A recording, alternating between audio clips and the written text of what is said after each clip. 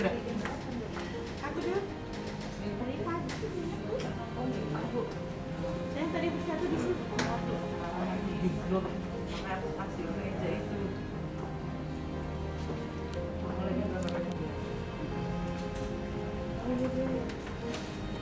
Pak Edi.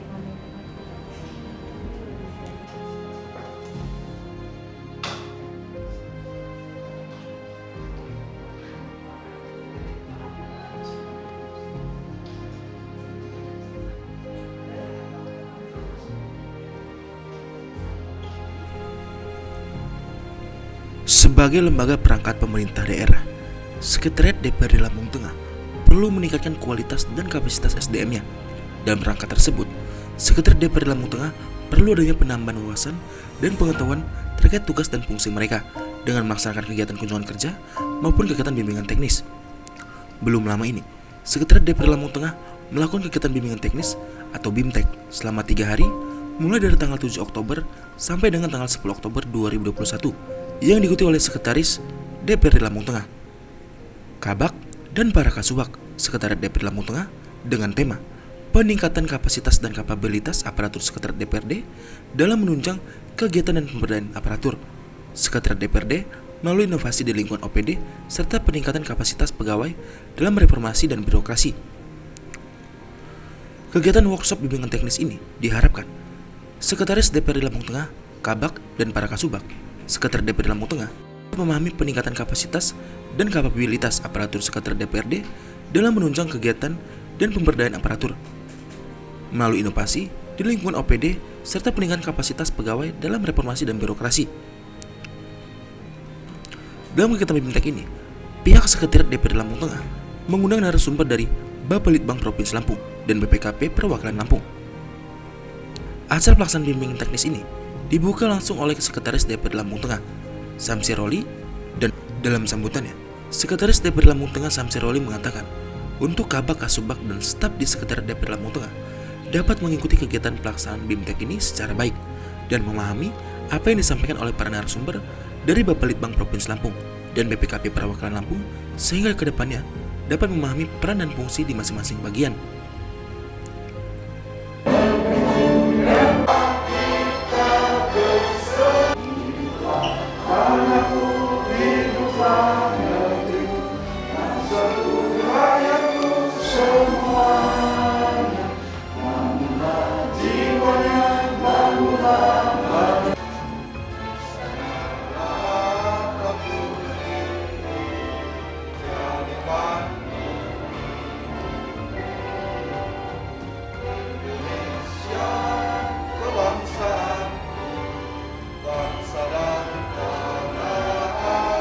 Salam sejahtera buat kita semua, salam sehat, tabipun. Pertama-tama saya ucapkan terima kasih atas terselenggaraan hari ini kegiatan terkait peningkatan kapasitas dan kapabilitas buat sekretariat ASN di lingkungan DPRD Kabupaten Lampung. Mohon izin Pak, mohon maaf, saya mewakili Kaban di Bangda pada pagi hari ini karena beliau kebetulan tidak bisa hadir waktu bersamaan yang lain sehingga diwakili kepada saya. Mudah-mudahan terwakil ini tidak mengurangi dari saya pentingnya pada pagi hari ini. Baik, saya akan memulai. Ini saya bukan yang lebih tahu tidak ya, tapi kita sharing saja. Kebetulan saya agak sedikit lebih lama tentang inovasi daerah. Bapak Ibu semua, kalau kita bicara inovasi, berarti kita harus satu frekuensi, satu visi. Karena apa? Pemahaman inovasi itu sendiri itu beda-beda.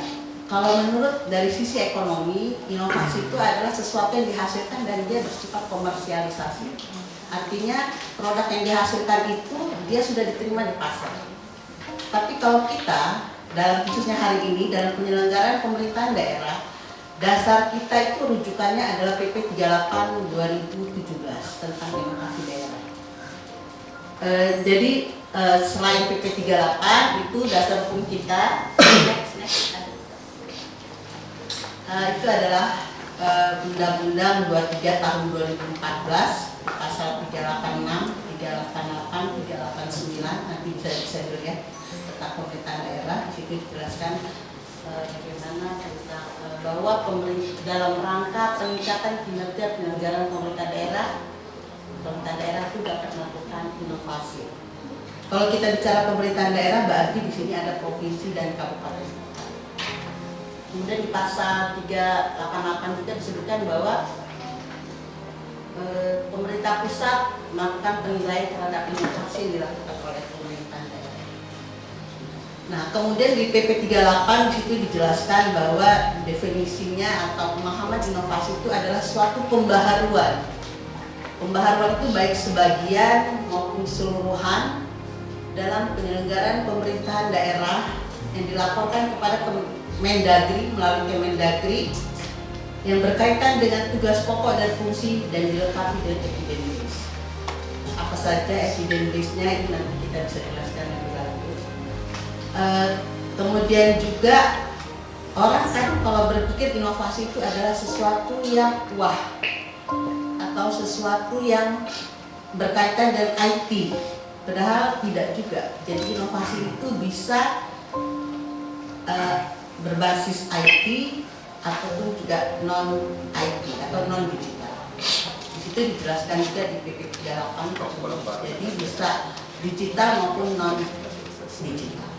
Kemudian juga dasar hukum kita terkait inovasi ini adalah Permendagri 104 tahun 2018 tentang bahwa pemerintah pusat itu dalam rangka penyelenggaraan inovasinya itu dapat memberikan semacam penghargaan kepada pemerintah daerah dan DID. Penghargaannya berupa Innovative Government Award dan dana insentif daerah. Alhamdulillah tahun 2020 Provinsi Lampung itu nomor 3 nasional sebagai provinsi terinovatif. Sehingga kita dapat DID-nya itu 18 miliar yang akan masuk di 2020. Kalau untuk kabupaten kota itu yang dapat kemarin itu Lampung Barat. Mereka itu malah lebih dulu ya. Lebih dulu yang dapat. Mereka 2019 sudah dapat DID dan 2020 juga sudah dapat. Dan tahun ini dari pemeringkatan baru selesai kemarin itu kita dalam penginputan data itu Lampung Tengah alhamdulillah nomor 10 di Provinsi Lampung. Jadi nilainya itu masih iya. Nomor 10 di provinsi dan nomor 100 sekian untuk nasional. Dan hebatnya lagi Lampung Barat itu nomor 1 untuk nasional. Dengan skor dia mereka 92, sekian itu membalap kota Bogor. Tadinya Bogor terus akhirnya kita masuk ke sana. Jadi untuk di Provinsi Lampung itulah kabupaten yang masuk 10 besar nasional itu yang dapat DID.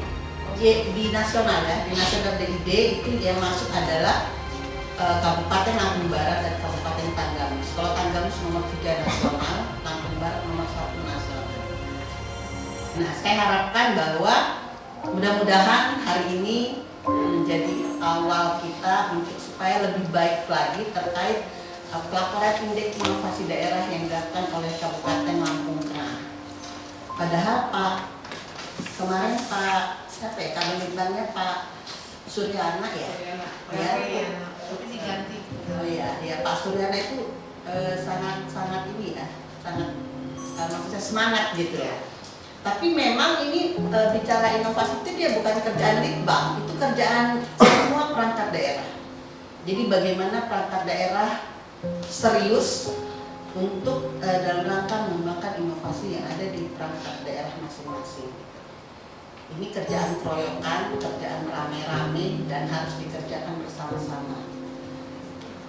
Nah, kemudian terkait dengan inovasi tadi itu sendiri, bahwa tujuan inovasi itu adalah selain untuk meningkatkan kinerja pelayanan, penyelenggaraan pemerintah daerah, peningkatan pelayanan publik, dan juga untuk meningkatkan daya saing daerah. Karena inovasi ini digunakan sebagai tolak ukur, bukan tolak ya. kinerja daerah. Nah, dalam penyelenggaraan pemerintahan daerah di PP 38 ini bahwa bentuk-bentuk inovasi yang bisa dilakukan itu adalah mengenai tata kelola pemerintahan, kemudian inovasi pelayanan publik, kemudian inovasi lainnya.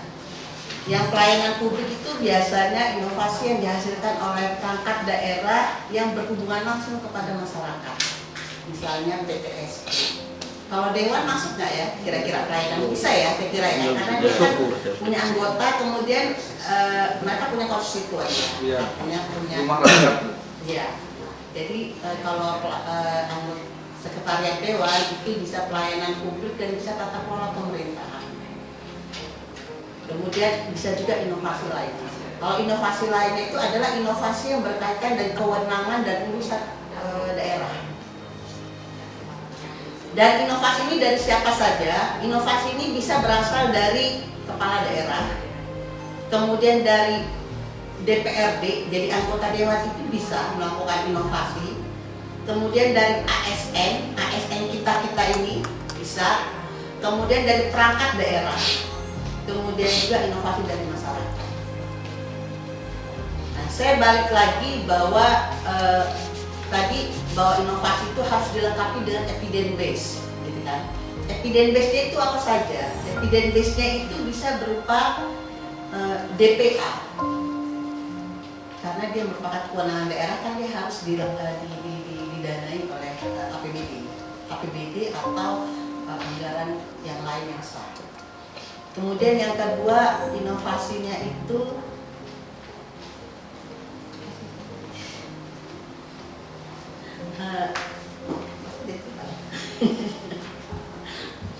APBD, kemudian kriterianya, kemudian itu inovasinya itu juga bersifat bermanfaat buat orang lain, bermanfaat buat masyarakat, maksudnya bukan orang lain ya. Kriterianya ya. Kemudian inovasinya juga menjadi kewenangan daerah. Kemudian juga adanya pembaharuan baik sebagian maupun keseluruhan. Kalau sebagian dan maupun keseluruhan ini maksudnya gini loh, bisa dalam hal perencanaannya dia melakukan inovasi, bisa dalam hal pelaksanaannya dia melakukan inovasi, atau bisa juga di akhirnya dia melakukan inovasi dalam saat evaluasi maupun pelaporan. Kemudian selanjutnya juga inovasi itu bisa direplikasi, bisa ditiru, bisa dicontoh oleh kabupaten maupun provinsi lain. Nah, ini kriteria tadi ya. Kemudian siapa unsur pembinanya? Nanti bapak-bapak, ibu kalau mau tanya bisa langsung saya dekat ya.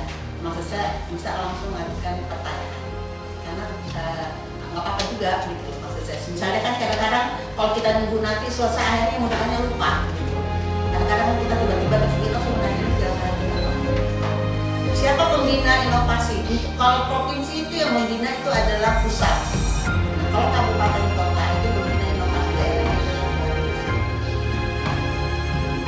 Nah, kemudian juga udah tadi saya jelaskan tentang penilaian dan penghargaan.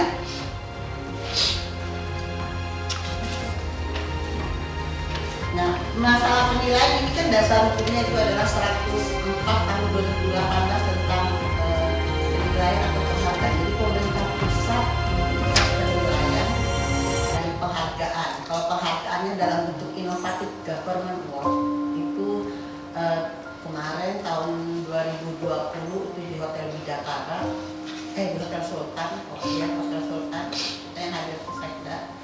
Kemudian kalau dananya itu dalam bentuk, kalau untuk provinsi itu hanya 5 besar nasional yang dapat dana DIP. Itu kalau kabupaten kota itu 10 besar nasional. Untuk tahun ini itu kita nambah lagi, kemarin itu juga baru sosialisasi, selain indeks inovasi daerah itu ada kita namanya indeks pengelolaan keuangan daerah atau IPKD. Terus ini ada lagi nanti yang tahun 2022 udah mulai juga disosialisasikan, itu indeks kinerja kepala daerah. Jadi nanti kita itu ada 3, yang running baru 1, itu indeks inovasi daerah yang akan datang. Dosen di program pasca sarjana Universitas Diponegoro melalui audit forensik, PPAK Universitas di Kubang audit forensik, dan juga PKN STAN dari 2018 sampai sekarang. Dia juga penulis buku, ini juga sudah seorang motivator, influencer, dan narasumber. Dan ini beliau sudah menikah dengan nama istrinya Dr. Randa Haja Susi Purwati MM, dosen PKN STAN. Beliau sudah memiliki cucu yaitu Fatimah Arshila Caksono, sepanak kedua Ian Muhammad Sidik Sumikro, yang sudah menikah dengan Marina Ika Irianti S.Farm APT MSc. Baik, itulah sejarah singkat untuk kurikulum. Standar akuntansi pemerintah atau belum? Yang kedua, apakah data keuangan maupun non keuangan itu sudah dilaporkan ke dalam LKPD atau belum? Yang ketiga, apakah pemerintah daerah Lampung Tengah, apakah SPIP di Lampung Tengah ini sudah berjalan kuat, handal atau tidak maksimal? Istilahnya kalau kuliah itu sudah dapat nilai A, tapi nilainya tidak A mutlak, tetapi tidak 4,0, mungkin sudah ya. Nah, Bapak sekalian, mungkin ini mengulang lagi bahwa SPIP itu merupakan proses yang integral dan kunci daerah minimal ruang saya ada kuncinya. Upayakan datang tepat waktunya dan pulang pada saatnya. Jangan sampai begini, karena pagi sudah terlambat, nanti seorang program di bawahnya itu harus selalu mendukung dengan apa-apa yang dituangkan dalam rencana kerja. 14 Pemda itu sudah tidak korupsi, karena dulu bisa lihat, nanti sudah saya ceritakan. Yang namanya sekarang apalagi di zaman partai politik seperti ini, memang sulit ditemukan adanya kegagalan Pak siapa itu, terus suaminya Bu Airi, terus bupati mana itu, terus kan begini Pak, ini saya cerita, ini rekaman itu dibawa kemana ini? Antara dinas Pak Ketua dan Wakil Ketua. Kemudian pada periode ini mereka mengembalikan kendaraan itu karena dengan alasan memutuskan kembalikan Ibu Presiden tapi keputusan nafkah di DPRD ini untuk konsultasi ke BPK sekurang-kurangnya kepada Kabit yang menangani di sana. Kalau memang bisa membolehkan dari penulisan, nanti Bapak boleh cerita acara konsultasi, konsultasi tulisan. Dan itu nggak ada masalah, Pak? Tidak ada masalah. Oh, jadi karena kita punya sandaran tadi ya, Karena surat dari KPP dari Pak. Pelanggaran berbeda. Dan saya dulu Pak, kalau yang saya tidak full pensiun. Cuma pensiun kan 50 itu hanya cukup 5 hari Pak. Jadi yang minggu kedua, ketiga, keempat itu mobilnya pakai pensiun. Tahu kalau saya mengerjakan sendiri berarti saya sudah marah. Ya itu Pak. Karena kalau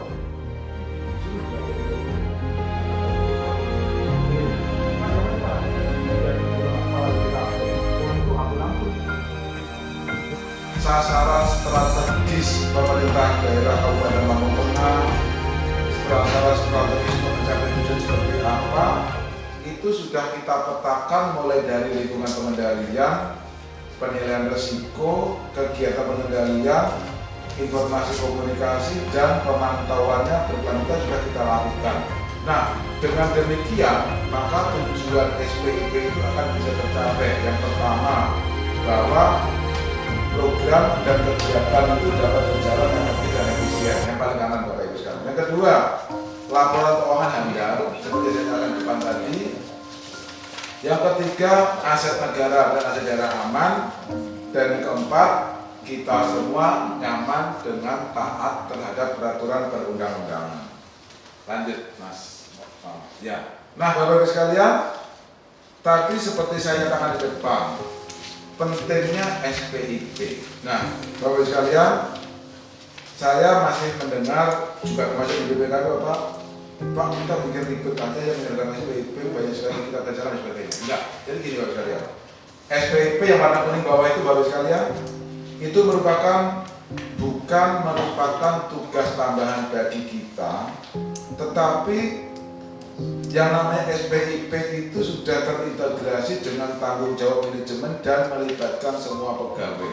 Nah, Bapak sekalian, dengan kita sudah terlibat di dalam proses pimpinan dapat menjadi contoh, itu akan meningkatkan kinerja kita semakin transparansi dan akuntabilitas kita akan semakin terjaga, sehingga kita semakin yakin bahwa tujuan kita akan tercapai melalui kegiatan-kegiatan sasaran dan tujuan itu memang terfokus dan terintegrasi di dalam mencapai visi misi kepala daerah atau pemerintah daerah.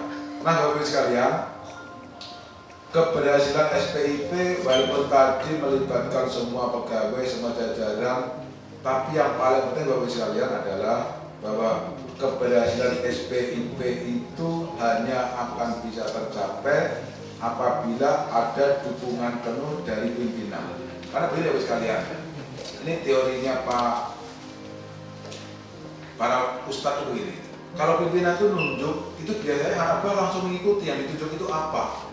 Misalnya begini, di kantor ini kok nggak ada musola ya, akhirnya standar loh, kalau itu boleh nggak kalau kita membangun musola, cara gimana? Kita anggarkan, terus nanti kita kalau kurang, kita urunan dari semua pejabat untuk membangun musola, agar kita kalau waktunya sholat bisa sholat tepat pada waktunya. Tapi kalau yang nunjuk, saya tidak bermaksud menghina yang staf atau enggak. Kalau misalnya OB ngomong, Pak sini nggak ada musola ya, bodoh amat, begitu ya. Itu jaminan begitu. Pimpinan itu merupakan inisiator dan yang paling bisa menjaga komitmen itu adalah pimpinan. Contohnya begini, kalau pimpinan sering terlambat, ya jangan mengharapkan anak buah datang tepat waktu. Begitu itu.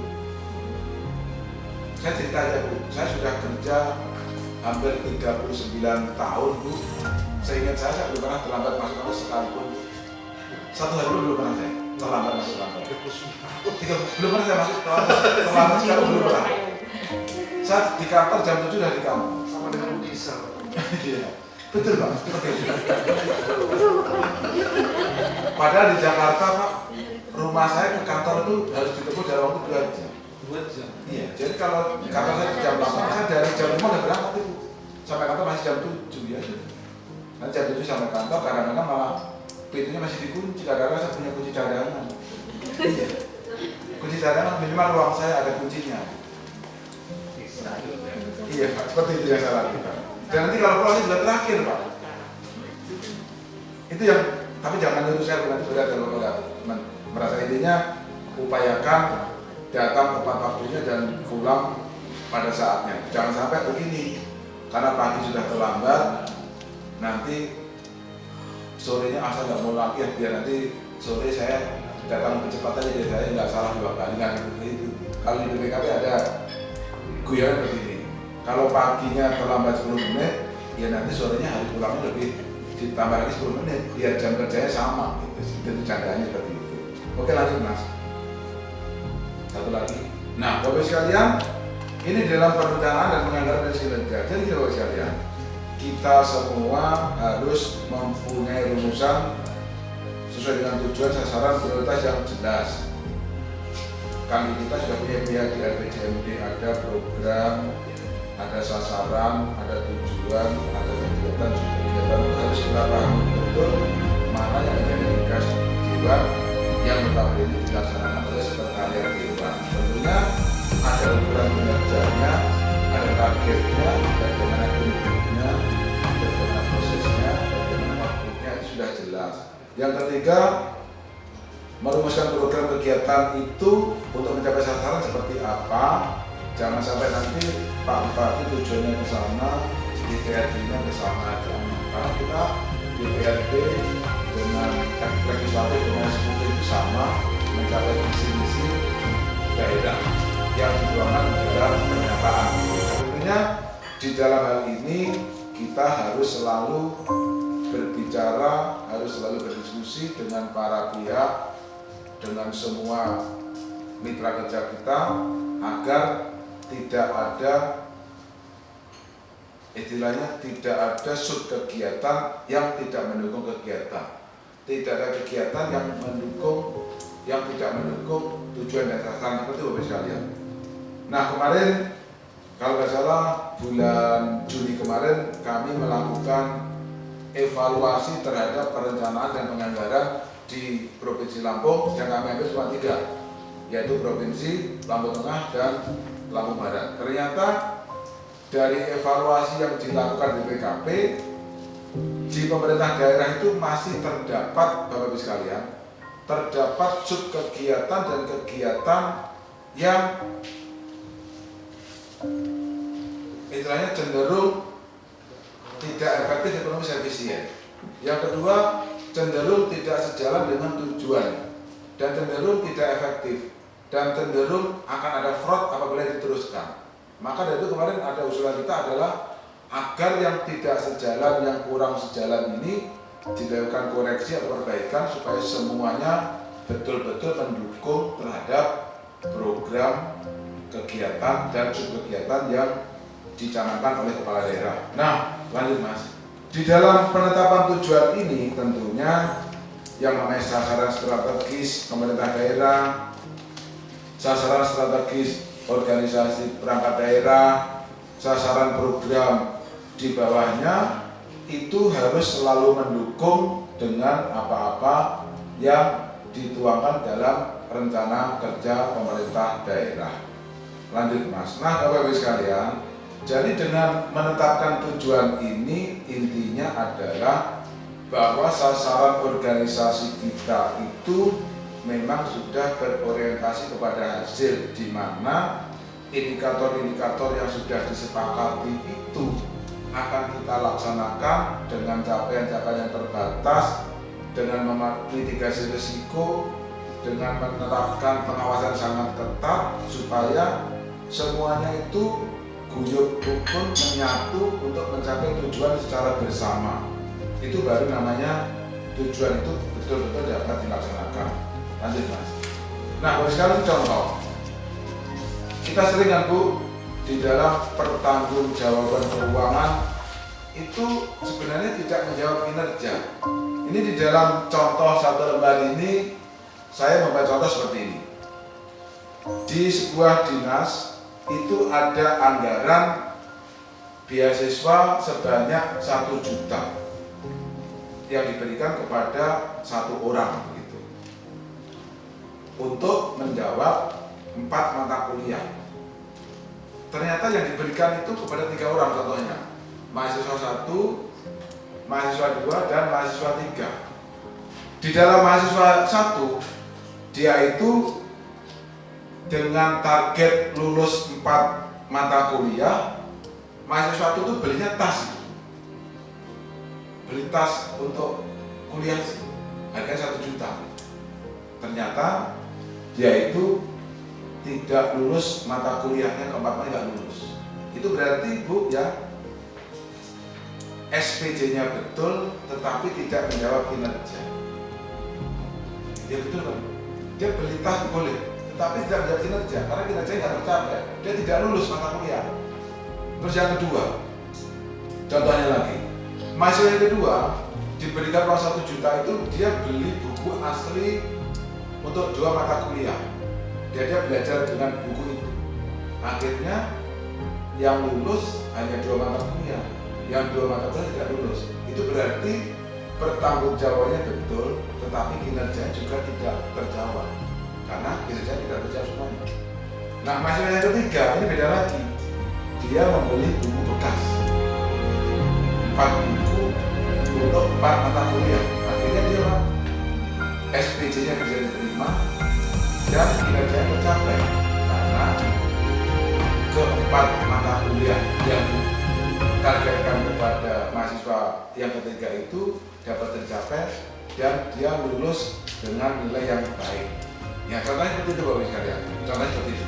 Jadi namanya kinerja itu harus dijawab dengan pertanggungjawaban yang benar. Lanjut Mas. Nah, sekarang struktur SPP terintegrasi. Nah, di sini kita nanti akan berbicara sedikit tentang manajemen risiko. Nah, di sini ada kepemimpinan, ada kebijakan, ada SDM, ada kemitraan, dan ada proses itu sendiri. Kemudian ada SPIP, mulai dari penetapan tujuan, ada struktur dan proses, mulai dari lingkungan pengendalian, mulai dari penilaian risiko, mulai dari kegiatan pengendalian, sampai dengan informasi dan komunikasi, dan sampai dengan pemantauan yang berkelanjutan. Yang terakhir adalah untuk mencapai tujuan. Kemudian ada lagi yang kanan itu adalah indeks efektivitas pengendalian korupsi. Nah, Bapak Ibu sekalian, ini selalu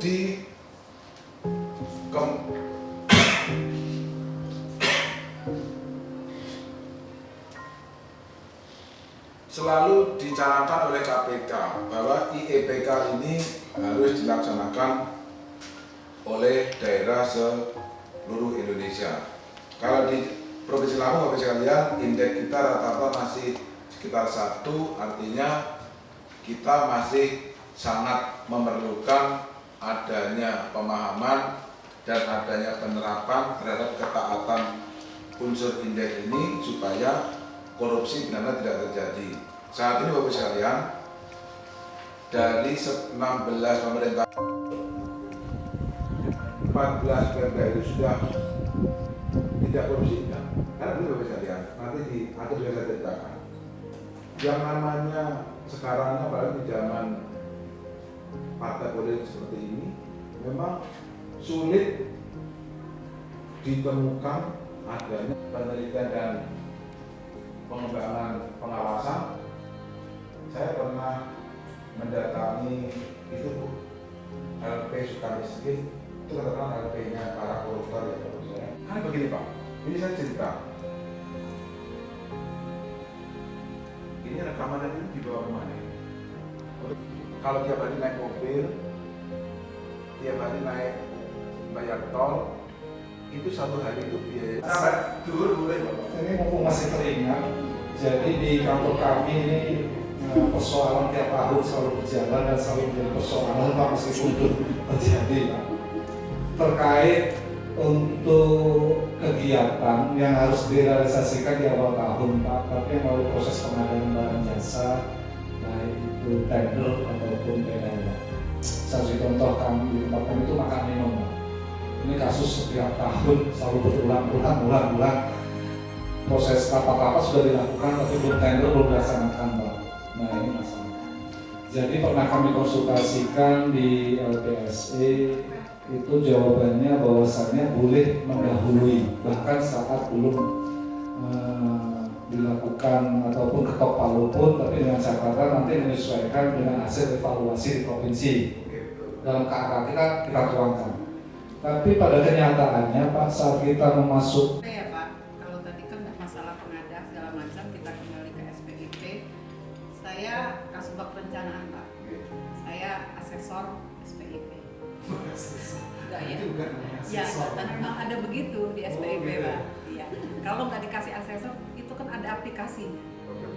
Dan saya sangat-sangat banyak kesulitan di dalam pengisian SPIP itu Pak. Itu kan ada 25 subunsur yang harus kita isi. Satu subunsur itu T1 sampai T4 Pak. Itu benar-benar menguras pikiran yang pasti Pak, kalau tenaga tinggal klik Pak.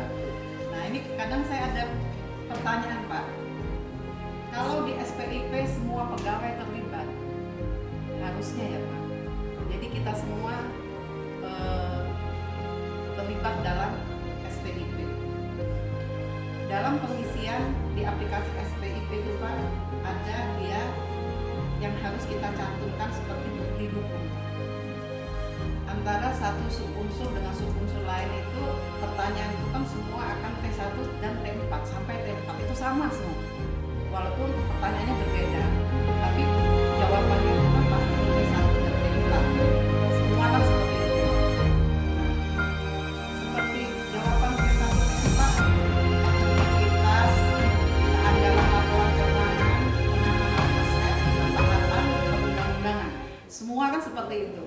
Dan apakah setiap pertanyaan seperti itu saya jawabannya suka sama Pak, antara satu dengan yang lain Pak? dan bukti dukung saya kadang ya pasti sama. Ada lah yang sama dan ada yang berbeda, tapi kebanyakan ada yang sama. Makanya saya tanyakan Pak, itu nanti hasil akhir itu penilaian. Itu penilaian itu kita katanya kemarin waktu kita ada Bintek juga, itu kan akan menjadi penilaian kabupaten ya Pak. Dia tidak di OPD, tapi nanti akan diakumulasi oleh kabupaten. Apakah dalam menjawab pertanyaan-pertanyaan itu jujur Pak, kita sering dibagus-bagusin aja. Yang saya dilema itu apakah saya harus jujur apa adanya atau harus saya bagus-baguskan? Oke Bu, Itu, bisa Pak. jawab Anda Ibu normatif aja Bu. Jadi tahu kalau saya mengerjakan sendiri berarti saya sudah marah. Ya itu Pak. Karena kalau ini disuruh juga jadi kayak gitu, tak kerjakan sendiri tak kirim. Pak yang mana? Sudah diterima Pak Kepala BPKP. Wah itu ampun-ampun. Dan mereka merasa kehadiran saya itu memang memperhatikan mereka. Itu Bu yang saya lakukan. Mungkin aneh itu saya ya Bu. Seorang kepala perwakilan, Luar biasa Pak. seorang kepala perwakilan Provinsi Lampung itu yang LKPD-nya belum bagus itu masih 2 Pemda, yaitu Pemda Kota Bandar Lampung dan pemerintah Kabupaten Lampung Utara. Intinya BPK belum memberikan opini wajar tanpa penganggaran. Tentunya itu tidak berarti bahwa yang ke 14 Pemda itu sudah tidak korupsi, enggak. Karena tidak bisa lihat. Nanti di akhir juga saya ceritakan. Yang namanya sekarang ini apalagi zaman partai politik seperti ini, memang sulit ditemukan adanya kepala daerah yang tidak korupsi. Sulit sekali. Saya pernah Bapak Ibu sekarang waktu di Jakarta menjabat sebagai kepala pusat penelitian dan pengembangan pengawasan. Saya pernah mendatangi itu LP Sukamiskin, itu terkenal LP-nya para koruptor ya Pak. Saya ngobrol dengan ex-gubernur Banten, Ibu Abdul, terus Bupati Magelang Pak siapa itu, suaminya Airi, terus Bupati mana itu, terus Pak Sekjen mana itu, Pak Sekjen mana yang mana. Jawabannya seperti kur loh sekarang. Pak Sumitro, saya merasakan, saya mengira dan merasa bahwa yang saya lakukan itu hampir pasti juga dilakukan oleh semua kepala daerah yang ada di Indonesia. Cuma bedanya, saya sudah kenal OTT yang lain belum. Ngomongnya begitu. Karena begini Pak, ini saya cerita. Ini rekaman nanti dibawa kemana? Untuk Bapak aja kan? Media. Media. Tapi nanti tolong yang penting jangan dimasukkan di media ya. Nanti saya dihubungi Pak Bupati. Iya. Nanti dulu sebentar, nanti dulu. Matiin aja dulu. Nanti lanjut. Monggo. Kalau misalkan kejadian yang pengembalian saksinya Ini jalan.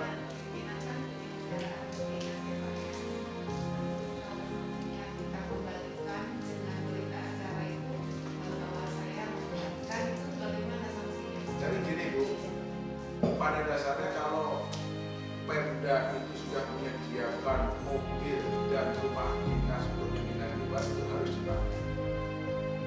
Harus dipakai. Kecuali kalau pemerintah daerah tidak punya uang untuk wakil pembinaan. Kalau wakil pembinaan masih bisa dipakai.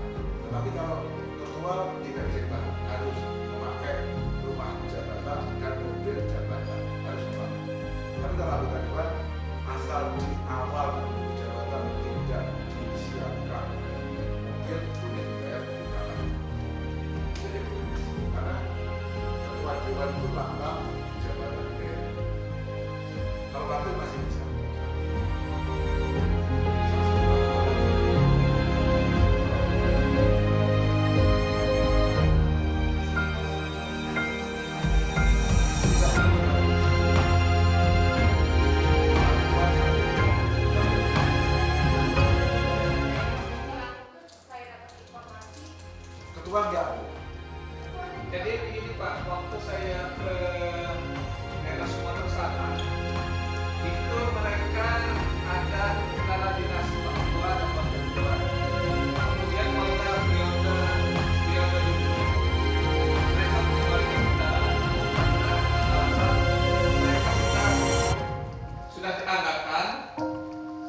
kendaraan pimpinan, namun karena COVID itu refocusing, maka kendaraan itu tidak jadi diadakan. Sementara kendaraan yang ada pada mereka itu tidak layak lagi untuk seorang pimpinan. Maka pada saat itu dikembalikan ke pemerintah daerah. Mungkin itu Pak alasan dari, kalau nggak salah di daerah Sumatera Selatan itu daerah OI 1 di daerah Ilir, Pogat Ilir apa ya? Bukan Kabupaten Ilir tadi Pak. Mungkin enggak, ada dua Pak, saya koordinasi Pak. Oke Pak, jadi gini Pak, intinya Bapak Ibu sekalian, itu begini. Kalau menurut saya sampai sekarang saya masih berpendapat yang namanya mobil dan rumah jabatan bagi ketua dewan itu mutlak. Tapi kalau wakil saya masih bisa memahami dengan syarat Pak, pada saat awal perencanaan itu memang tidak ada berita acara serah terima. Tapi kalau sudah menyerahkan dikembalikan misalnya itu masih cacat dalam menurut saya. Kalau dari awal masih ada nggak apa-apa. Tapi untuk ketua jangan, harus pakai. Kalau wakil masih bisa memahami saya. Dengan syarat tadi Pak, kabak umum atau kabak perlengkapan tidak pernah menyerahkan kepada dia dan tidak ada peruntukan. Juga di sana tidak ada pengadaan. Misalnya gini, ada pengadaan mobil untuk ketua dewan dan wakil ketua dewan. Udah lanjut diberikan apa? Sudah lanjut pengadaan, terus tidak diserahkan. Tetapi notanya sudah jelas tuh kontraknya, rencana pengadaan mobil untuk ketua dewan dan anggota dan wakil. Kalau udah seperti itu harus dipakai. Karena menurut teori Freud, Pak, peristiwa itu tidak bisa dihapus. Itu Pak yang harus kita pegang. Peristiwa hukum itu tidak bisa dihapus. Misalnya begini, Bapak sudah beli mobil 3, yang misalnya yang mobil yang Pajero untuk ketua DPRD, mobil Innova untuk wakil ketua DPRD. Sudah jelas Pak, rencana pengadaan mobil untuk ketua dan wakil ketua. Pas mau diserahkan nggak mau, itu berarti nggak boleh Pak. Karena Bapak juga dokumennya sudah untuk pengadaan itu, ya harus diserahkan. Kalau wakilnya aja di jangan dibayar, mobil dikasihkan ke dia. Oh Pak. Izin Pak, kalau kasusnya itu pengadaan ini kan dalam perjalanan dipulangkan. Contoh kasus kayak di Bali itu kayak gitu, dan saya baca sendiri temuan BPK-nya. Harus mengembalikan Pak. Bukan, dia boleh pilih salah satu. Saya baca sendiri. Itu Pak, iya Pak, saya udah bayar. Di pasal 16 itu udah bayar. Nah itu makanya Makanya kita Pak. jujur aja, DP di Lampung Tengah akhirnya ngambil kebijakan. Ya seperti itu. Tapi dengan cara di awal ya Pak, nih. Enggak, dalam perjalanannya. Tapi ketua dewan juga enggak Pak. Saya ketua dewan juga, saya baca sendiri di Bali, Pak. Saya baca sendiri temuan BPK-nya, boleh pilih salah satu. Kalau saya sekarang Pak berpendapat untuk khusus ketua dewan. Maksud saya jangan pendapat Pak, aturannya yang saya. Di masa 16 itu masih begini seperti ini Pak. Pilihan. Iya makanya pilihan dari situ. Ya tadi Pak. Kalau nanti Bapak baca lagi di pasal 16 ada itu. Karena ini mau mundur terlalu. Ya, jadi Pak, kalau dibaca dulu di pasal 12 sampai 19 Pak, baca dulu secara umum. Untuk anggota untuk pimpinan dewan itu bukan pilihan kalau saya. Kalau baca dulu ya. Kemarin saya tidak berani memutuskan Kalau nggak tahu, apa? Bukan untuk panggil cuma ada panggil. Kemarin logikanya cuma gini aja Pak. Kalau logika saya kan datang ke ruangan saya, Pak Ketua DPRD di sini datang ke ruangan saya. Pak boleh nggak mobil saya kembali? Saya bilang tidak. Tapi itu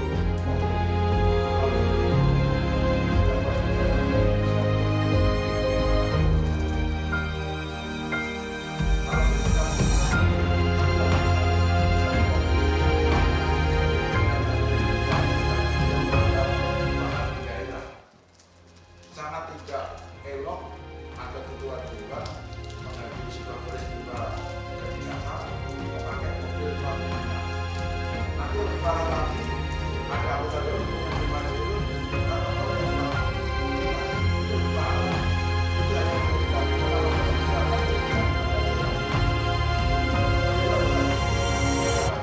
misalnya saya sebagai bupati saya nggak pakai mobil untuk Pak DPRD saya boleh pakai mobil plat merah mobil hitam saya tapi dengan syarat mobil saya harus saya hibahkan kepada pemerintah daerah Pak.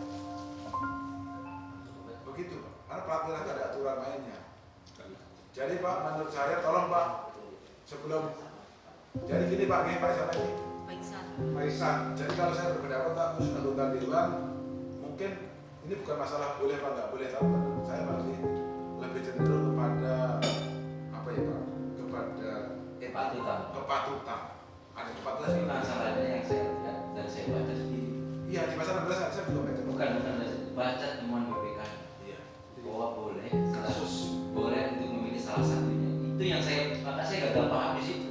Oke, makanya itu Pak, saya kan juga ngomong sama Ibu Ketua DPRD itu. Karena kalau kita hanya analogi, sementara sudah ada contohnya. Kan ini Pak, Tapi jadi harus kita pahami gini Pak, BPK Provinsi A berbeda dengan BPK Provinsi B. itu masalah lagi memang Pak. Ini jadi masalah. BPK Provinsi Sumatera Selatan memang. Itu Benar. bisa berbeda Pak. Betul. Ya Makanya- karena hukum itu Makanya kemarin saya pasti belum dia beda. jadi gitu Pak, kemarin saya lakukan adalah tolong Ibu sebelum Ibu memutuskan kembalikan Ibu gak usah Ibu yang datang, Ibu putusan lapor di DPRD ini untuk konsultasi ke BPK sekurang-kurangnya kepada kabit yang menangani di sana. Kalau memang di sana membolehkan walaupun lisan, nanti Bapak tulis berita acara konsultasi berkonsultasi lisan dengan auditor di BPK dijawab seperti ini boleh itu nggak ada masalah. Ini ada lagi contohnya Pak. Oke, monggo. Nggak usah jauh-jauh di Lampung. Ada ketua pakai, wakil satu pakai, wakil dua juga enggak. Ya, Ada. ya biasanya tahu. Nah itu makanya, nah itu gimana tuh Pak kasusnya? Kalau wakil saya masih bisa memahami. Oh gitu, tapi mereka punya unit dinas dan masih dipinjamkan judulnya pinjam pakai 3 bulan sekali suratnya diminta. Itu kejahatan. Oh ya itu ada itu Pak. Itu kejahatan. Nanti kalau kalian mau pinjam itu kejahatan. Nah itu ada itu Pak. Nggak boleh harus. Dan masih terjadi sampai sekarang. Itu kalau Jadi hanya ketua, wakil ketua satu itu dua. kalau nanya ke saya pasti saya larang. Gitu ya. Karena pinjam pakai itu hanya boleh kepada instansi lain. Oh, iya. Misalnya gini, saya misalnya mobil saya sudah rusak, terus saya kenal Pak Bupati atau Tengah Bupati boleh nggak kalau pinjam mobil saya? Tidak harus baru Pak, boleh Pak, tidak boleh lama, boleh 2 bulan itu saya pinjam saya mobil biar boleh rusak, boleh Pak pinjam pakai kan ada tanya, pinjam pakai nanti yang merawat mobil selama saya pakai cuma BBM saya, tapi nanti setelah saya nggak pakai saya kembalikan lagi kepada Pak Bupati begitu Pak, itu double jenis yang pakai. Iya, kalau Tapi kalau internet itu namanya double Pak, double kenikmatan. Dia udah menerima uang masih pinjam itu nggak boleh, itu sebuah kejahatan. itu terjadi di Lampung. Iya, saya udah tahu nggak boleh Pak. Oh iya. Karena kalau saya dengan saya nggak berani urat. Makanya saya juga waktu itu tak sempat ini kok kayak ini sampai hari ini. Nggak boleh Pak. Kemarin juga yang nanya Pak salah satu kabupaten nanya ke saya begini, Pak Sumitro, rumah dinas saya selaku ketua DPRD sejak saya menjabat sampai dengan bulan 7 ini sedang direhab berat.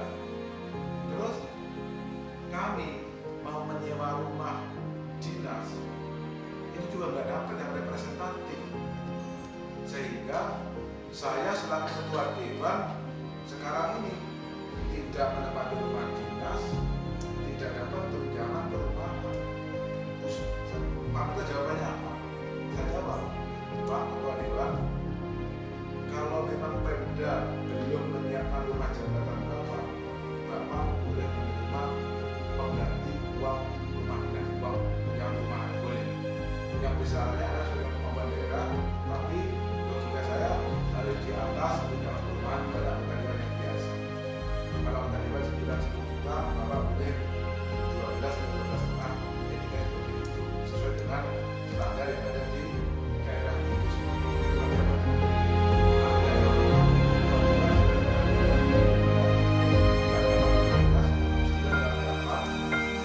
Kalau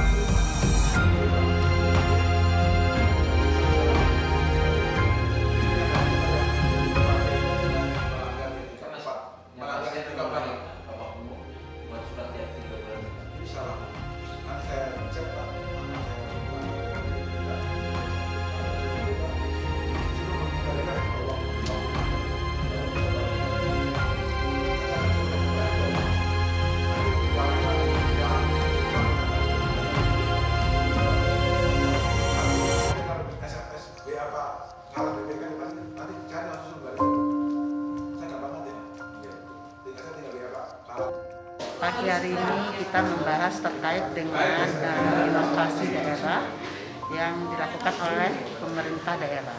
Nah, hari ini kita menjelaskan tentang inovasi daerah itu sebagai dasar hukumnya yaitu tentang inovasi nomor PP nomor 38 tahun 2017 terkait inovasi, di mana bahwa pemahaman inovasi itu adalah sesuatu pembaharuan yang dilakukan oleh pemerintah daerah, dalam hal ini provinsi maupun kabupaten kota, yang dilaporkan dengan Mendagri yang berkaitan dengan tugas pokok dan fungsi dan dilengkapi dengan epidemiologis. Apa saja yang dilaporkan itu yang dalam bentuk inovasinya, yaitu inovasi tentang tata kelola pemerintahan, kemudian inovasi pelayanan publik, serta inovasi lainnya. Nah, terus apa saja yang menjadi kriterianya? Yaitu kriterianya bahwa inovasi tersebut yang dilakukan adanya pembaharuan. Pembaharuan di sini maksudnya ada pembaharuan sebagian maupun keseluruhan.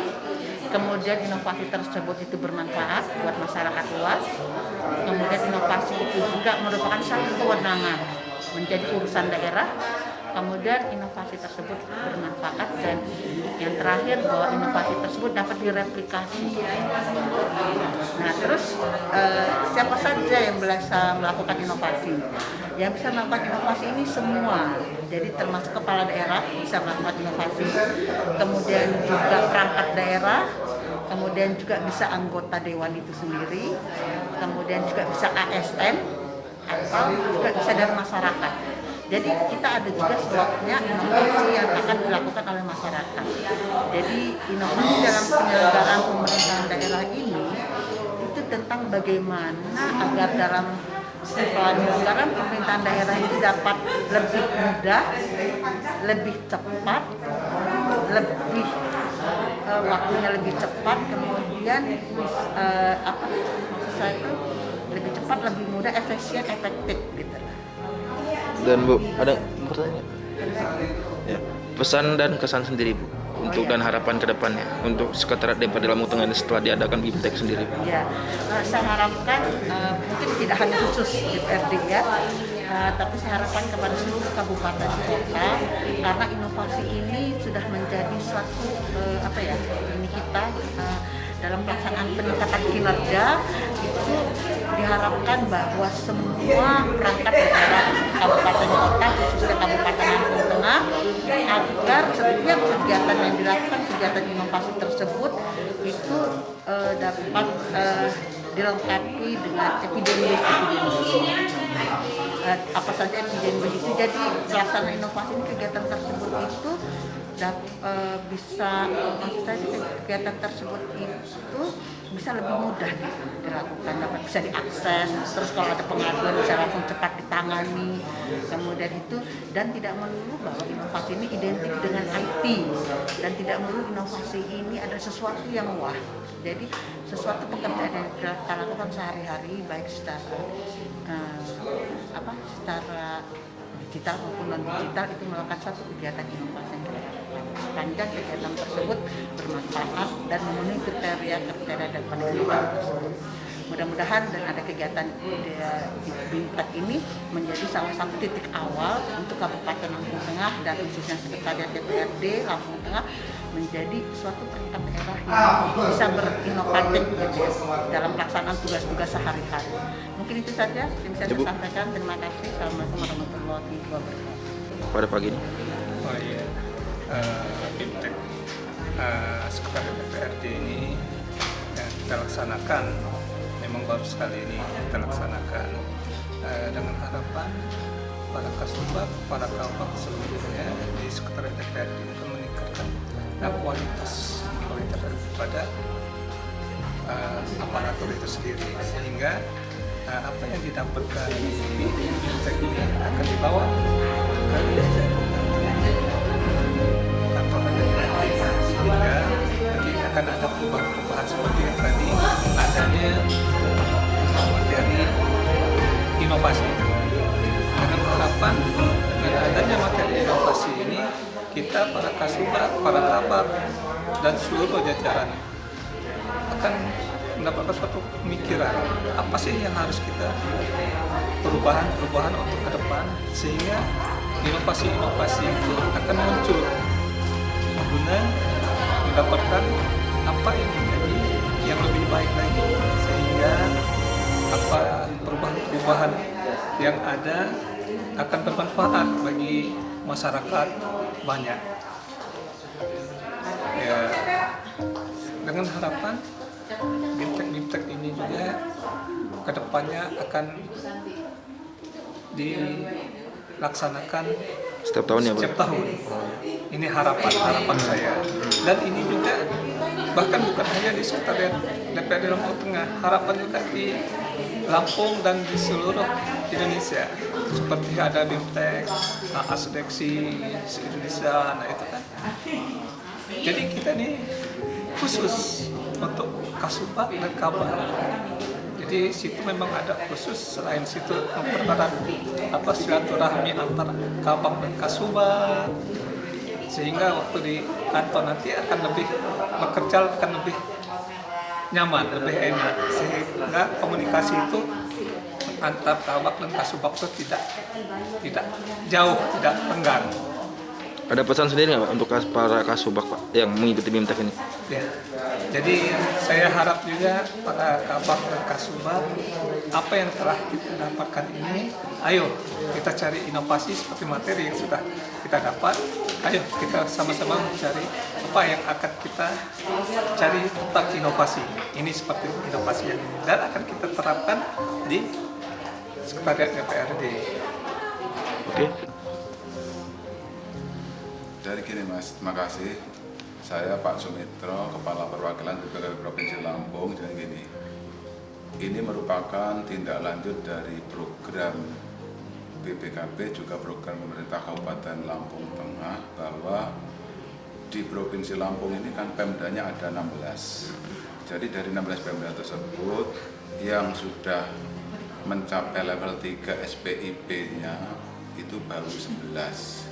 Mudah-mudahan Lampung Tengah ini bisa mencapai level 3. Artinya level 3 itu begini, bahwa dengan SPIP level 3 itu intinya bahwa semua dokumentasi yang ada di Pemda untuk penyelenggaraan pemerintahan, sejak perencanaan, pelaksanaan, penatausahaan, penanggung dan pelaporan, itu semuanya sudah berbasis standar operating prosedur, ada mitigasi risiko, ada rencana tindak pengendalian, sehingga dengan semua organisasi atau organisasi perangkat daerah menyelenggarakan SPIP itu artinya bahwa mereka sudah siap mendukung visi misi kepala daerah atau pemerintah daerah untuk mencapai tujuan yang dituangkan ke dalam program, sasaran, tujuan, kegiatan dan subkegiatan, dan semuanya menyatu mengarah kepada pencapaian tujuan, begitu Mas.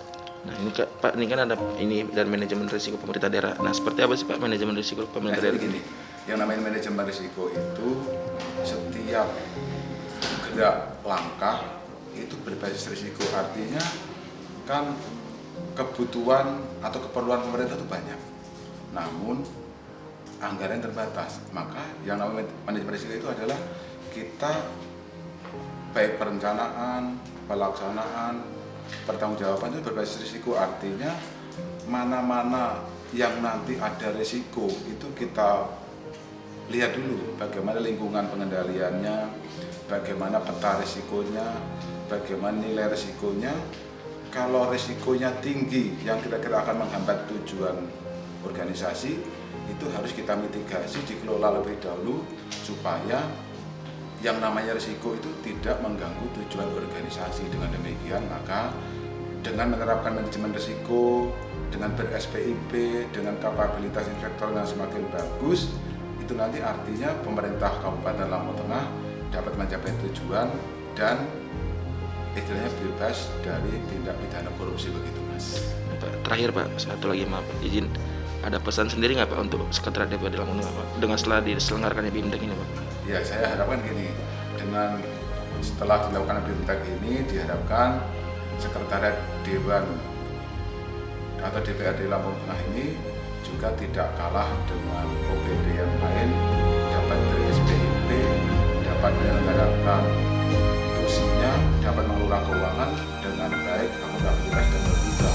Ketika nanti diperiksa oleh BPK, itu bisa meraih KPI yang wajar tanpa pengecualian, artinya taat pada standar akuntansi pemerintah, taat pada peraturan perundang-undangan, menerapkan manajemen risiko, dan semua data keuangan dan non keuangan itu diungkapkan secara full di dalam laporan keuangan yang diserahkan kepada BPK, kepada Kemendagri, yang dilakukan pemeriksaannya oleh BPK perwakilan provinsi. Cara dari Lampung Tengah ini dapatnya apa sih Pak? Yang akan didapat? Bintang untuk sekitar DPRD Lampung Tengah ini mungkin baru pertama kali kami lakukan. Kenapa? Kita akan nggak lama lagi kita sudah membahas anggaran 2022, anggaran APBD Kabupaten Lampung Tengah 2022 kan dibahasnya dari DPRD. Kalau kawan-kawan ini yang tim naturalisasinya tidak dibekali dengan ilmu-ilmu, mungkin agak sedikit terhambat kan, sedikit terganggu. Tapi setelah dia ada Bintek, apalagi yang dari BPKP yang memberikan Bintek ilmu-ilmu itu, akan nambah pengetahuan mereka. Dan insya Allah akan lebih baik lagi. Dan ini akan diselenggarakan tiap setahun nih Pak ya? Ya, insya Allah setiap tahun akan kita laksanakan ini. Karena setiap setahun anggaran pasti ada kegiatan-kegiatan workshop ini. Untuk menasnya Pak, untuk penyusun APBD sendiri dari sekretariat Pak? Kalau untuk penyusun APBD itu kan tugasnya bukan di sekretariat DPRD ya, tugasnya ada di DPKAD dengan di Bapeda, dalam hal ini pemerintah daerah. Di sekretariat DPRD hanya memfasilitasi kegiatan-kegiatan pembahasan itu setelah masuk di DPRD. Nah, jadi untuk memvisualisasi itu, untuk memberi fasilitasnya itu tidak terlepas dari kemampuan anggota kemampuan daripada staf-staf saya. Kalau staf-staf saya tidak ada kemampuan, bagaimana kita bekerja dengan baik kan? Gitu. Oke, siap.